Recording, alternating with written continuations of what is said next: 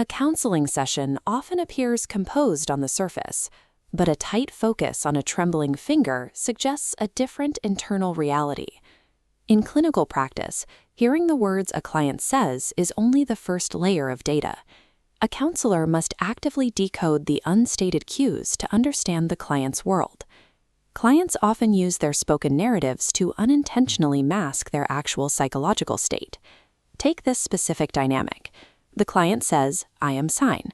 However, the dropping vocal pitch and defensive posture recorded in the data panel contradict that claim.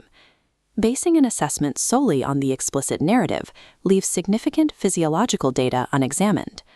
Accurate psychological mapping requires the synthesis of explicit language with implicit physical cues. The practitioner looks for the specific moments where these two data streams contradict each other. The curriculum defines observation as a purposeful endeavor intended to understand the client's internal world. This involves monitoring two distinct streams: verbal behavior, what is said, and nonverbal behavior, how it is said.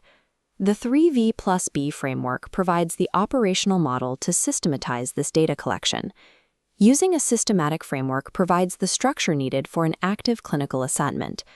We build the observation matrix by first isolating the verbal behavior stream on the x-axis. Verbal observation analyzes the delivery structure of the speech rather than the plot of the story. Identifying keyword repetition helps a counselor locate a client's subconscious semantic anchors. Analyzing language style can reveal a client's defense mechanisms, such as using abstract theories to avoid facing immediate reality. Through selective observation, the counselor notes which specific topics the client actively omits or avoids. These methods are standard components of the clinical curriculum, focusing the observer on repetitive words and language patterns. Tracking these verbal elements allows the counselor to map the boundaries of a client's conscious defenses. We complete the matrix by adding the nonverbal behavior stream on the y-axis. This axis tracks physiological leakage, signals the body produces before the conscious mind can intervene. Posture observation contrasts defensive, closed positions with engaged, forward-leaning ones. Facial microexpressions provide split-second indicators of feelings like anger or sadness that the client may be trying to suppress. Autonomic responses, such as sudden sweating or rapid eye dilation, provide undeniable physical evidence of internal stress. The foundational text categorizes these cues into body language, facial expressions, and vocal quality. While verbal narratives can be curated, autonomic cues provide an unfiltered record of the client's psychological state. The 3V+B framework measures these streams in real time.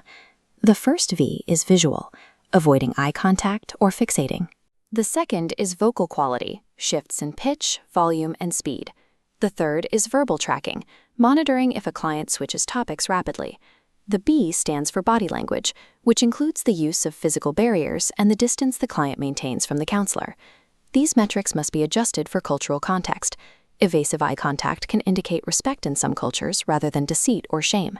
This framework allows a counselor to manage simultaneous data points without experiencing observation overload. The primary diagnostic target is incongruence, the point where the verbal and nonverbal streams diverge. This course material identifies the detection of these discrepancies as a critical skill in clinical assessment. For instance, a client might laugh lightly while recounting a traumatic experience. In a data tracking view, the verbal transcript might appear calm, while the nonverbal cues spike erratically. This exact coordinate of mismatch identifies where the counselor should focus their attention. Identifying these moments allows the counselor to use gentle confrontation to address the underlying issues the client is attempting to mask. The analytical focus must also include the counselor's own presence within the clinical environment. Pemer Hatiangiri, or self-observation, involves the counselor acting as a mirror to catch the client's subtle signals. Practitioners must monitor their own physical responses to prevent bias from coloring their observations. This creates a loop where client data is processed and used to guide the counselor's tactical adjustment of their own body language. This self-awareness allows a counselor to mirror a client's posture to build subconscious rapport.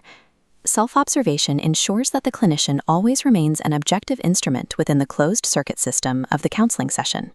These observations must eventually be translated into clinical documentation and case notes. A common error is recording interpretive conclusions rather than objective facts. Recording "the client is angry" is an assumption. It interprets the emotion rather than describing the behavior. An objective record states exactly what was seen. Client clenched fists and vocal volume increased when mentioning father.